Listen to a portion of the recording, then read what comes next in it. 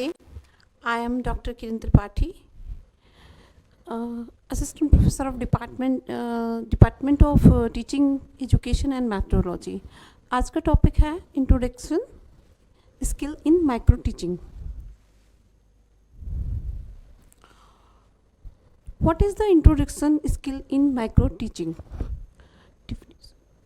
Introduction skill in micro teaching refers to the techniques used by the teachers to start lesson effectively, grab students' attention and set the stage for the rest of the class.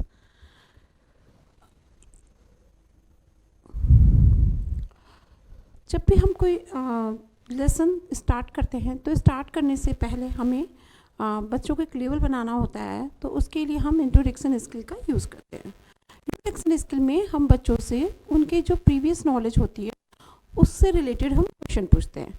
लेकिन कहाँ से आएंगे, तो उसके लिए हम कुछ objects use करते हैं, लाइक हम कुछ मॉडल यूज़ करते हैं, कुछ वीडियोस यूज़ कर सकते हैं, कोई चार्ट पेपर यूज़ कर सकते हैं. ऐसे कोई भी ऑब्जेक्ट दिखा करके हम उससे प्रीवियस नॉलेज का पहले क्वेश्चन पूछते हैं और इस तरह से हम उनको एक लेवल से उस अब जो हम कंटेंट पढ़ाने जा रहे हैं उस लेवल तक हम उन्हें लेके आते हैं. फिर उसके बाद हम उसके आगे की टीचिंग स्टार्ट करते हैं. तो component of introduction skill in micro teaching. Previous knowledge. Skill of introducing a lesson requires an understanding of the previous knowledge of students. Previous knowledge of students.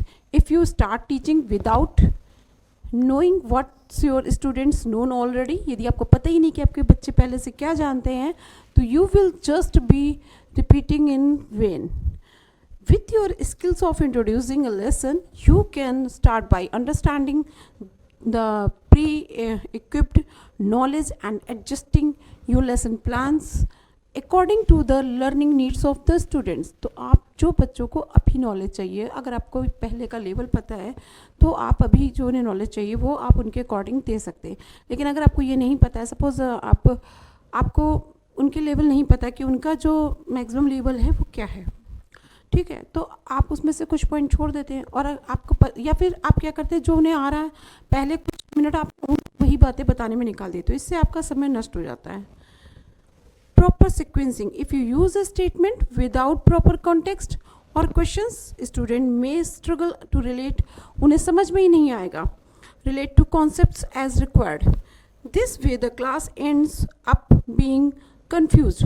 Introduction skill is in micro teaching systems put emphasis on a combination of questions and statement and appropriate sequence. देखिए questions आपकी बहुत ही systematic way से होने चाहिए. इससे जो steps होते हैं वो बच्चों को क्लियर होते हैं, उनको आपस में उनको कंटेंट को लेके कोई भी कंफ्यूजन नहीं होती. अगर आपने एक क्वेश्चन फर्स्ट उसका बताया और उसके बाद के 2 स्टेज छोड़ के थर्ड स्टेज आप एक्सप्लेन करने लगे, तो बच्चा जो भी विद्यार्थी है वो उसको कोरिलेट नहीं कर पाएगा, अंडरस्टैंड नहीं कर पाएगा. Objective and teaching ads.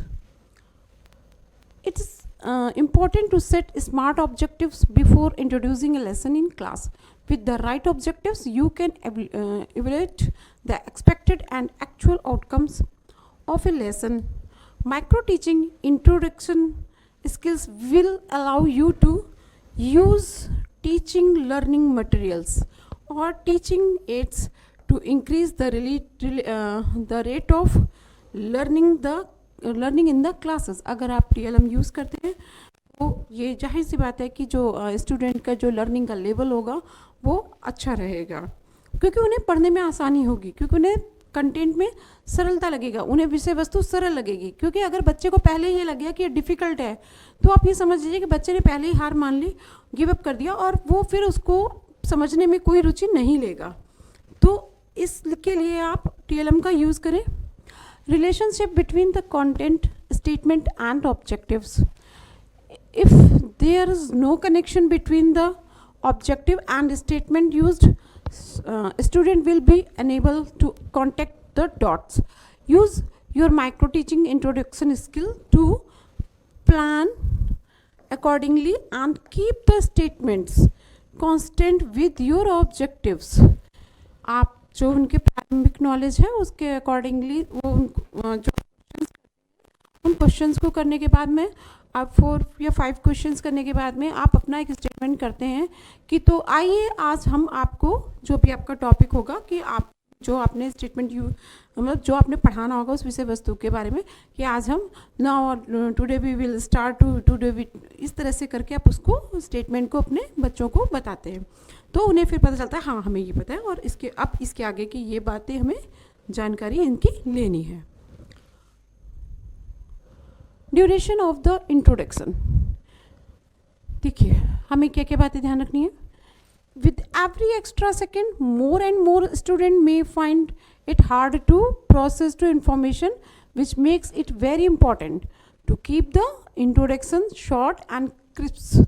Micro teaching skill of introducing topic equip you with this sense of timing to balance the introduction in a way that give enough context but doesn't unload too much information at once. Okay? The capability of creating interest and motivation with a reduced attention span of students. It is very important to know how to introduce a topic in class in a way that grabs the attention of the class. It been proven the motivation and a friendly environment can help increase the rate of learning. मतलब अब class में बहुत ज़्यादा ना ही आप गुस्से में रहें, ना ही आप उनसे बहुत कठिन प्रश्न करें, बच्चों के साथ सरलता का व्यवहार करें, इजी क्वेश्चन पूछें और इजी टू हार्ड की तरफ जाएंगे, डिफ़िकल्ट की तरफ जाएंगे. As a teacher with functional introduction skill in micro teaching, make sure to encourage each student to participate in class by asking questions and paying attention to their individual learning needs. आप जैसे बच्चे students को जब answer करते हैं तो आपने उन्हें मोटिवेट भी करना है. गुड, वेरी गुड, इस तरीके के शब्दों का भी प्रयोग आप करें क्योंकि इससे बच्चों में मोटिवेशन होता है और वो और भी उत्साहित होकर के आंसर देते हैं. ठीक है. The capability of creating interest and motivation. With the reduced attention span, it is very important to know how to introduce a topic in a way that grab the attention in the class. It's been proven that motivation and a friendly environment can help increase the rate of learning as the teacher with functional introductional skill in micro teaching. देखिए चूँकि micro teaching में क्या होता है, बहुत कम time होता है. आपको पता है कि 6 मिनट की आपको देनी है, उसी में आपको प्रीवियस नॉलेज के भी क्वेश्चन करने हैं, आपको आगे कंटेंट आपको आगे भी ले जाके बताना है. तो आपको क्या करना है, क्वेश्चंस आपके छोटे क्वेश्चन होने चाहिए, सरल भाषा में होना चाहिए और इजी, आपका प्रेजेंटेशन बहुत इजी होना चाहिए ताकि बच्चे बहुत ही इजी मूड में उसको समझें. और क्वेश्चंस की सीक्वेंसिंग कंफ्यूजन वाली नहीं होनी चाहिए कि जो क्वेश्चन जो बात आपको बाद में पूछनी थी वो आपने पहले पूछ ली तो बच्चे को पहले ही नहीं आएगा. तो स्टेप बाय स्टेप क्वेश्चनिंग होनी चाहिए जिससे कि बच्चों को सरलता रहे और वो उसको आसानी से समझें. How to introduce a topic in the class. You may start by asking question in the premises of previously learned concept of or seek opinions about the topic at hand. Discussing the predictions and theories about the lesson will help you understand students' awareness of the topic. तो पहले से सीखी गई बातों के बारे में आप पहले पूछेंगे तो बच्चों को आसानी रहेगी आगे की बातों को समझने की. आप स्टार्टिंग विद ए वीडियो, आप क्लास में इजी के लिए वीडियो को यूज़ कर सकते हैं. वीडियो देखने से क्या होता है कि बच्चों को समझने में और भी आसानी रहती है. प्रेजेंटेशन और एन ऑब्जेक्ट, कोई आप मॉडल भी यूज़ कर सकते हैं. Presenting an object related to the lesson also helps in engaging students as they visually related to the lesson. Starting with a movement, है ना.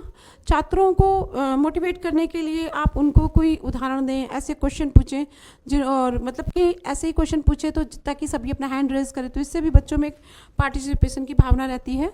एंड पॉइंटिंग आउट मिस्टेक्स, अगर उनकी जो मिस्टेक्स हैं वो उनके जो आपके अगर मिस्टेक्स के बारे में बच्चों को पहले बता दिया जाए कि उन्हें माइक्रो टीचिंग में क्या करना है, नहीं करना है। तो इससे भी इंट्रोडक्शन स्किल बहुत अच्छी तरह से ही जो हमारे पीयर टीचर होंगे वो कर पाएंगे। तो इस प्रकार से आप ये समझते हैं कि कैसे आपको इंट्रोडक्शन स्किल का कैसे आपको प्रयोग करना है।